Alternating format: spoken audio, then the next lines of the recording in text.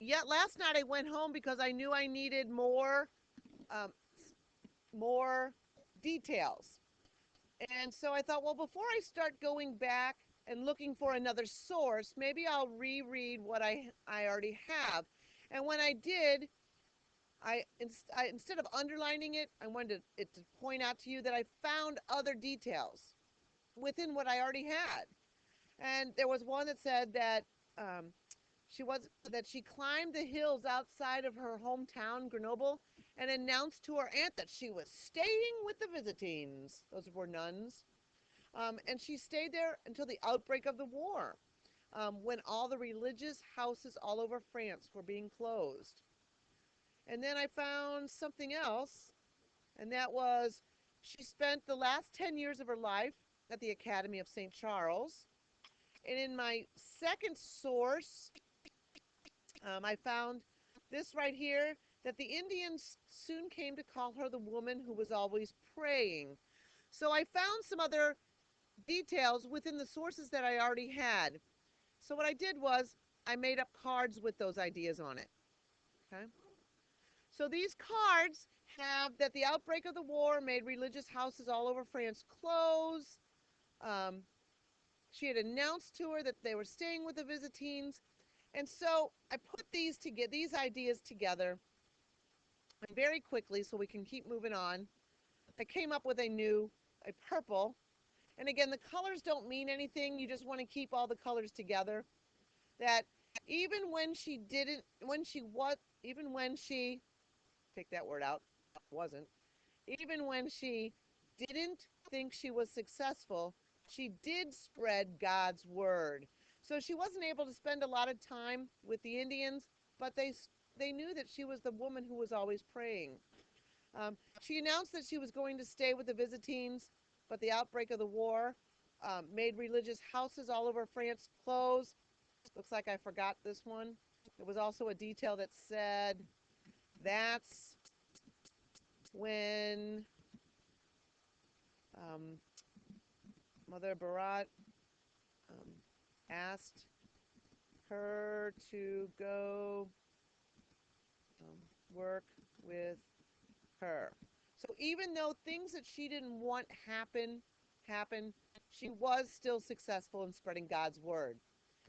What I might do at this point is if I don't think I have enough details, I could go look for a third source and see if I could find something else.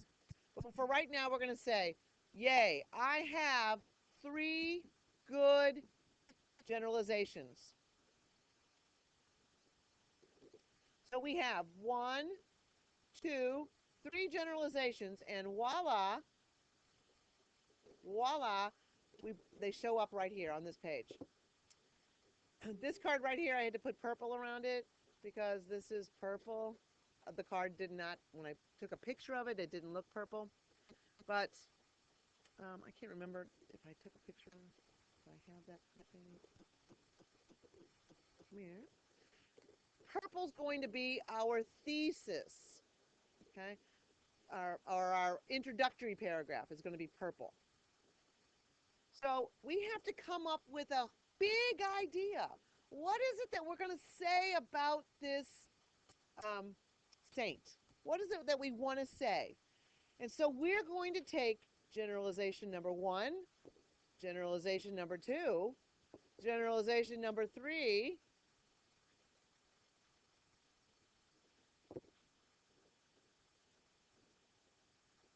and we're going to put all of those together onto our purple card and make one big generalization. The big generalization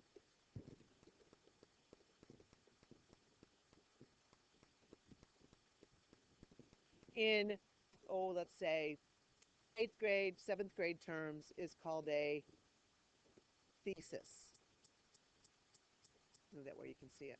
It's called a thesis. Because I want you to know a thesis.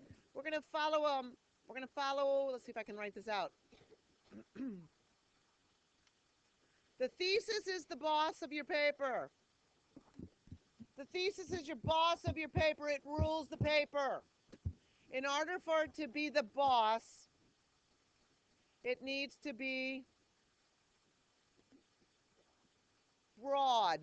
Broad means big, wide. It needs to be big enough that you can write about. Okay? And if you already have your 3 generalizations and you're making them from 3 generalizations, it will be big enough. Okay?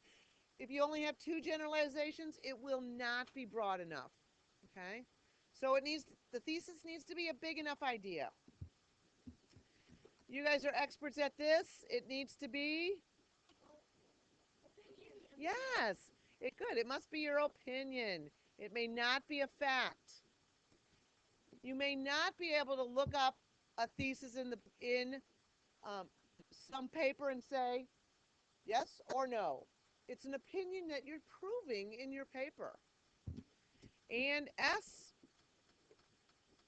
this is another word you know. Good, it's a statement, yes. You may not write it as a question. You may not write it as a command. It must be a statement that tells something. So it's I know I did spell wrong. Boss is spelled wrong, I know. But we can pronounce it boss and make it fun. Michelle. um, so if we use, she waited a long time to live out her dreams. She let her strong faith, guide her in her decisions. And even when she wasn't, I didn't change that yet, even when she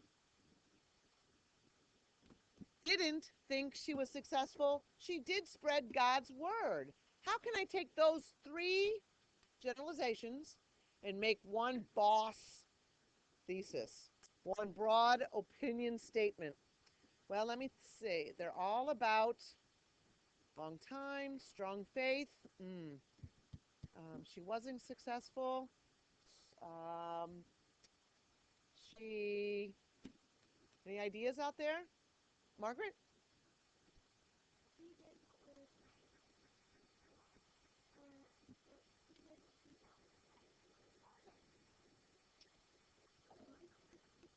Wow, that's not too bad at all. Let me give that a try.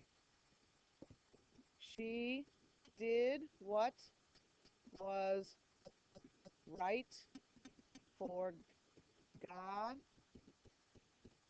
and her heart. Okay. Anybody else have one? I'm going to put this over to the side. See if we can come up with another one. And this is what you have to do. You don't just go with the very first one you have. Aaron, what would you say?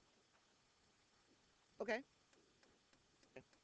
All right. Generalization, Michelle. Okay. All right.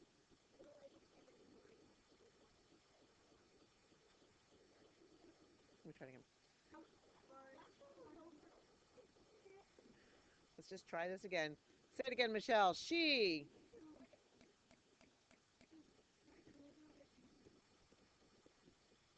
tried to live out her dreams with the help of God.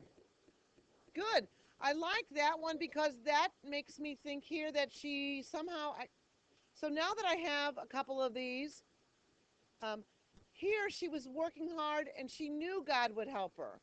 Um, Even when she wasn't successful, she knew God was helping her. So now I can look at these two, and maybe I even want to try to combine these two. She did what was right when she tried to live out her dreams. So I can go, she did what was right when she, and see how I can make my combination to come up with it. It's not what I have the very first time, but now I have a boss thesis, one that I can use this in my purple section, and then I can write about each generalization.